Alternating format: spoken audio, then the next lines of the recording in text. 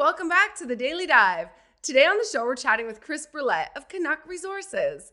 Canuc is seeking out a major silver discovery with the San Javier Silver Gold Project in Sonora State, Mexico.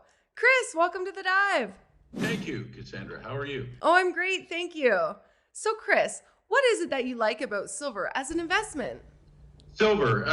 There's two things about silver. One is, of course, it's monetary metal that provides a catalyst in a rallying precious metal market. There's a whole bunch of macro features that support that at this point in time. But the other is that there's a lot of industrial uses for silver. So there's three in particular that we like.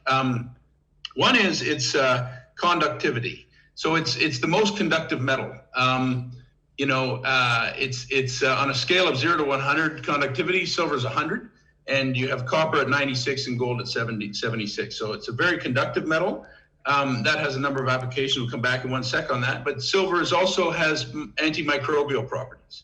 So that's one of the second reason. And the third would be basically silver has what's called low price elasticity of supply, as well as low price elasticity of demand. And what this means is that you can have a significant change in price, and it will not have a dramatic effect, not have a dramatic change in supply or demand. Therefore, it's sustainable. So coming to the first, I guess the conductivity. There's an electrification process ongoing. There's a reduction in use of hydrocarbons for powering systems, and there's electrical applications and everything from, silver's used in your cell phone, your iPod, your laptop, your TV, because it is a conductive metal. And of course, it's used in photovoltaics. And so before quickly moving on, like one example is photovoltaics represents today, in 2009, it represented 0% of silver demand, or very small. Today, it's about 10%. And there was a World Bank study in 2017 that projected between 2020 today and 2050.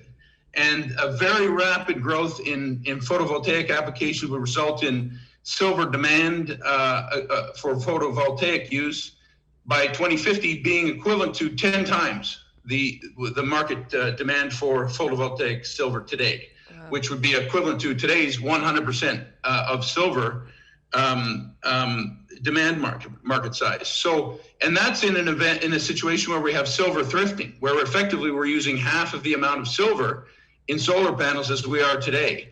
In the event that we're not successful at employing silver thrifting in our designs, which I might add is probably unlikely, we're looking at 200% move. So there's a significant move in demand and that projected from photovoltaic applications. Silver's antimicrobial properties, they result from the same thing that creates the high conductivity, which is the presence of positively charged silver ions. So the silver ions, when they're combined with microorganisms, they by various modes, they're attracted into bacterial cells, they bind with the DNA or the respiratory system of the bacterial cell, and they destroy its energy production, which is why silver used, and it kills the bacteria. So, wow. And microbes. And so that's why you have extensive silver applications in hospitals and military grade wound dressings, et cetera. So, and the silver, the low price elasticity of supply and the low price elasticity of demand. I can just briefly go through what that is. So, more than 50% of silver comes as a byproduct of other mines. Metals. So for instance, let's say we have a copper mine that has 8% of the metal coming out of a copper mine is silver. Well, that mine is driven, its production, its ramp up, it's the interest in expanding production or developing more rapidly or expanding shifts in that mine is driven by the price of copper. So the price of silver may triple and not affect the rate of production in that mine. And that results that's one contributor to, what is low price elasticity of supply, i.e. if the price changes for silver meaningfully, it doesn't necessarily result in a change in supply. And the same is true for demand. So if there's a tripling of price, because it has low price elasticity of demand, the demand doesn't curtail dramatically. So this can be described, let's say you have a solar cell, solar panels, and maybe 5% of the total cost is derived from its silver content. So if silver price triples, that might go to 15%. You have basically a 10% increase in the total cost of the solar panel, and so that's marginal compared to the cost of the panel, and therefore a tripling of price doesn't have much effect on demand. It doesn't reduce the demand meaningfully, and that results in this low price elasticity of demand. The combination means that we could have a tripling or a meaningful move in silver prices, and it'd be quite sustainable for silver. For the market can clear at those levels for prolonged periods. So that's a characteristic of the silver market that we look at pretty closely, and that we therefore feel represents longer term opportunity with silver assets and silver plays. So I hear Canuc has had a busy year advancing their Mexican silver project. What's the latest on it? Cassandra, basically we've been down there in San Javier for 10 years. Things were quiet for a while. We've accumulated claims along a trend that had very high to bonanza grades of silver and gold. And we bought a claim last year in October. So we started work on this claim after a long period of downtime in July of this year, and very quickly found a large breccia structure, 200 meters long, 50, 80 meters wide. This was interesting. This was on July 18th. We mapped it out over the first week. The second week we carried on and it doubled. It doubled to 400 meters and 80 meters wide. And this was significant for us because these breccias had always had silver and gold where we found them on this trend previously. So this is now meaningfully larger than anything we'd identified before. The third week, it doubled again in size from 400 meters to 800 meters with a width of at least 80 meters. And we found old workings surrounded by with magnetite, at least 12 old workings. We took assays, we sent them away. It took about 3 weeks to get them back, and they had very high to bonanza grades of silver in the veins associated with the magnetite, and silver throughout the entirety of this large breccia structure. And that was a very interesting development for us in exploration. But at the same time, we also found a report that had been written in 2006 by a very credible geologist who was the head of geological sciences at the Colorado School of Mines, Dr. Murray Hitzman. And he had projected exactly this type of thing associated with magnetite. He called the system an IOCG system, which meant that if you can find a deposit, this type of deposit, IOCG deposit, there'd be fantastic endowment of metal, polymetallic, and great value, in this case, heavy with silver. He basically projected exactly this. He said, look for magnetite effectively in his report, and you'll find the more evidence, the evidence of the chambers, of metal chambers that you might find in an IOCG system. And so we found that report around the same time we were finding this, and our structures were loaded with magnetite. We have a 1 square kilometer area that has magnetite swarms.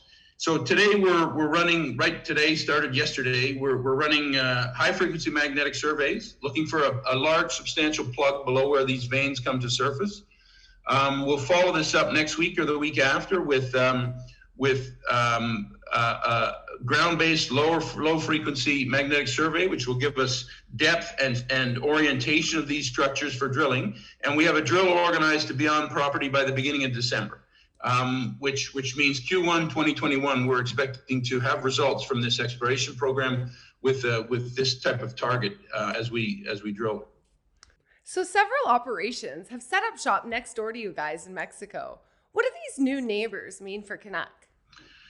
Yeah, this was another thing that happened. Okay, so, and they're very credible. In August 6th, a company called Barksdale Resources, the CEO Rick Trotman, came to the area where there was a press release. They bought claims that had previously been held by Constellation Copper, and he's a very credible geologist, has a great pedigree with their board is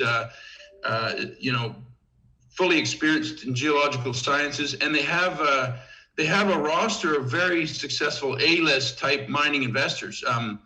They've got Tech Corporation as a shareholder of their company, and RCF Private Equity, U.S. global investors, Cisco, I believe. But so they're getting support because they are obviously very credible, very experienced, and And it was a great indication to us, or that they would come to this area and take claims that are contiguous to us to the south. And then in October 5th, another development transpired. It was Cisco Gold Royalties spun out a company, made a deal with basically a shell called Barolo Ventures, that they RTO'd assets into for a new company that's called Cisco Developments. And this company will be run by Sean Rusin as chairman and CEO to develop. And this came on claims contiguous to our property to the east. That had been previously held by a company called Red Tiger. And Sean Rusin is perhaps the premier mine developer of the current generation, a fantastically successful mining entrepreneur, and very, very credible. That company will start out of the gates with an $800 million market cap, probably go to 2 or 3 times that quickly. They raised $1 million in equity. They have the Mining District Caribou project and several other projects. You can review their website. And they picked up this ground directly contiguous to our property to the east. They have 3 deposits in there that they're going to develop for gold potential heap leach, and they've, their news talks about leach kinetics applying to the sulfide components of that ore body, of the ore bodies that they have there, and so I mean that's very, very good for us. It's great for the area of San Javier. It's an endorsement to the entire area, and it's going to be fantastic. Both those companies are larger than us. Obviously, Cisco Developments would be maybe 50 times the market cap that we have, and even Barksdale is 2 or 3 times our market cap. But they're very credible. They'll be great for the San Javier area, and it's a real endorsement for the geology and the potential of this area. You frequently discuss the potential for a new silver discovery in the region. What would such a discovery mean for the company based on comparable operators? Okay. Basically, there's for at least 10 years, there's been an underinvestment in exploration. Like the best silver discovery of the last cycle, Navidad in Argentina, absolutely fantastic. Probably the best silver discovery anywhere in the last 40 years. Could be up to 700 million ounces. It's a fantastic deposit bought by Pan American, and was an extremely exciting as it unfolded in discovery mode in the last cycle. But it can't be mined today. There's permitting issues in Chubut province, and so it's off the market effectively. It's in Pan American, but it's not going into production anytime soon. The other example of that, Bear Creek, Santa Ana silver mine down in Peru, 63 million ounces, effectively also off the market for various reasons to do with environmental concerns and protests, but not in production, not going into production, not able to contribute as a primary silver mine. And these were 2 fantastic deposits. So you combine that kind of setup with an underinvestment in exploration, and you see that, in the context of a new silver discovery of size, there really could be some genuine market interest. You see that with real silver discoveries such as Chipas, and the fantastic value accretion that's come to shareholders there. There's lots of vein type systems in Mexico, high-grade vein systems, but we're after something a little bit different with this IOCG deposit type. Would be more of a kind of a massive structure if we're successful at it, and if we're successful at finding the core of a silver-heavy IOCG structure, it could, in the context, in the backdrop of which there's been an underinvestment in exploration, and some of the premier silver assets are not able to go in. Primary silver assets are not able to go into production. You could have a combination that could be quite a catalyst for revaluation of price and market valuation. Well, thanks so much for joining us today on the show, Chris. Okay, well, thank you very much indeed for having me, Cassandra. Yeah, anytime. And for our viewers at home, don't forget to like and subscribe. I'll see you next time on The Dive.